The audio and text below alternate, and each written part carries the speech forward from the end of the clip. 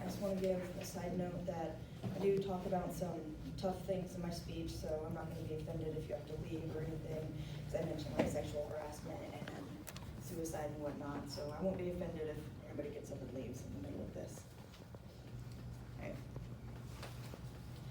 So it seems to me that we live in a society where mental health doesn't really matter as much as physical health, and I think that they should be treated as equals. Mental health is, it's all in your head, because it actually is in your head. It's your brain not really functioning the way it should be. It's kind of like attacking you from the inside.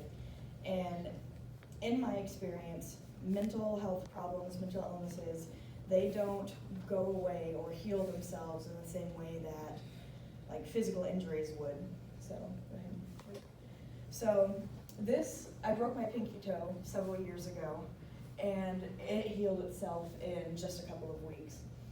And over the past few years, I have had more concussions that I can count. And those go away on their own as well. But if you have depression, anxiety, any sort of mental illness, it's not gonna take care of itself. You have to work hard all the time. It's really, really exhausting to try to get better, but even if you do get better, it probably won't go away. All right, so go ahead. I'm going to be a little transparent here. I have several mental illnesses. I struggle a lot in my everyday life.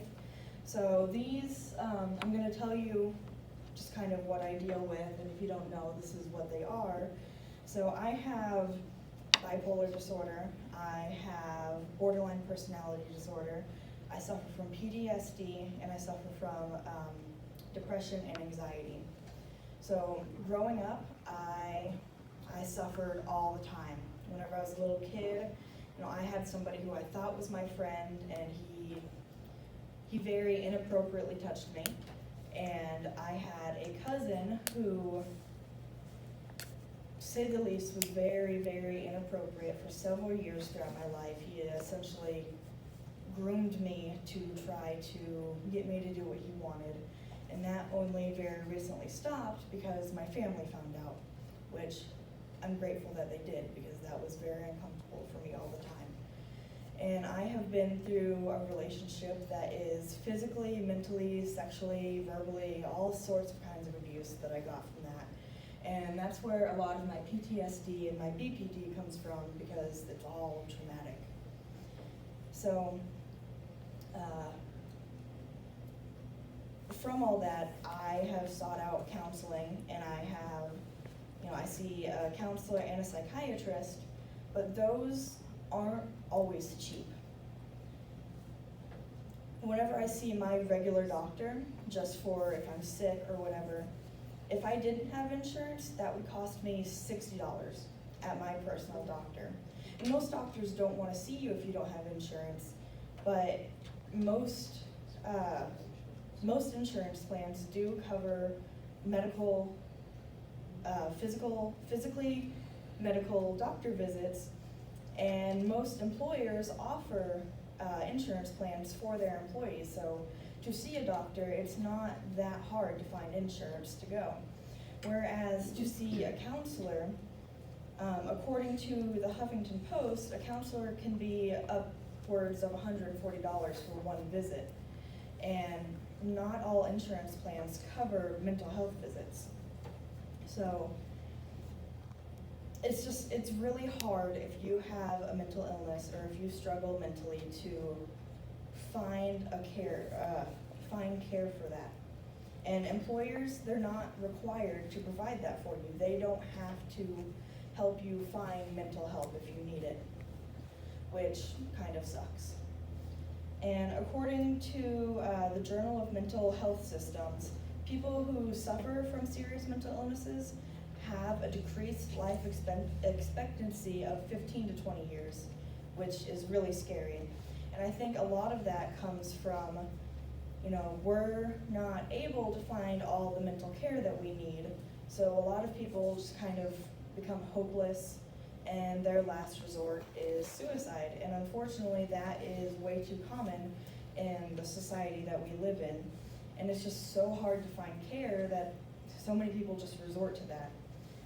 When I was 15, my dad had died just a few months before, and I was, that physical abuse relationship that I mentioned, I was in and out of that for several years. So after that, I had to go to a mental hospital because I attempted to take my own life, and that was around $12,000. So if I didn't have insurance, just a 4-day stay would have sent my family into debt for I don't know how long.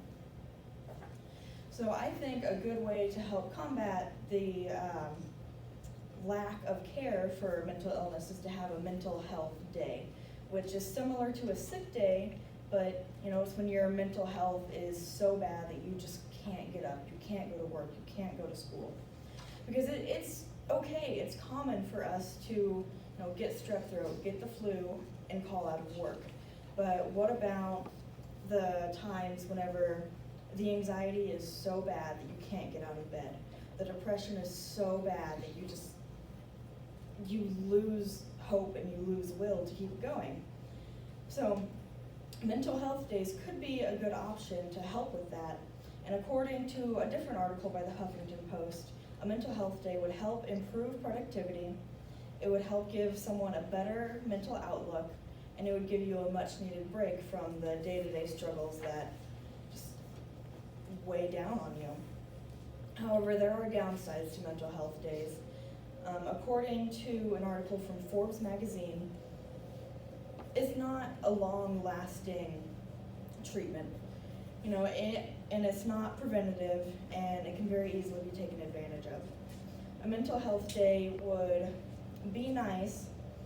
Like, I would have benefited from it whenever I was in school, but there are people who could easily just say, oh, I'm too sad to come in, if they just don't want to do their work.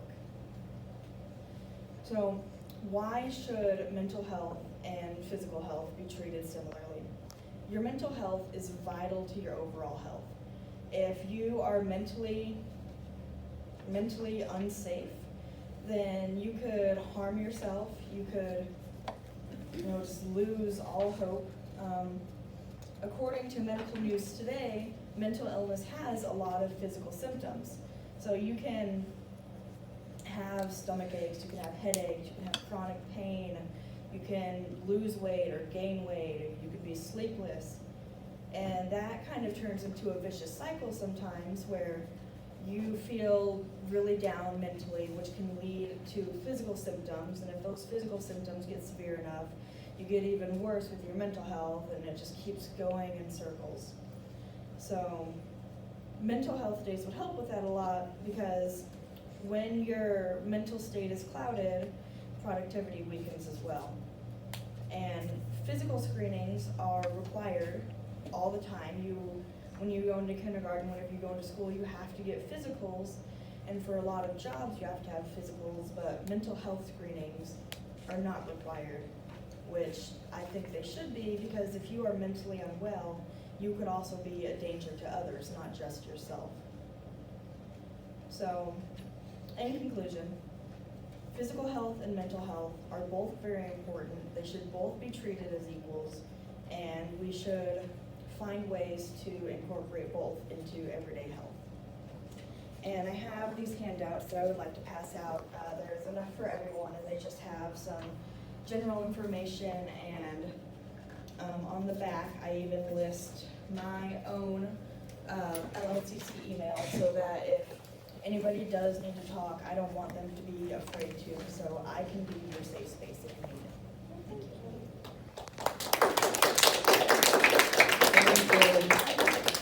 I want to thank you, Danielle, for being so honest and trusting to trust us with that information.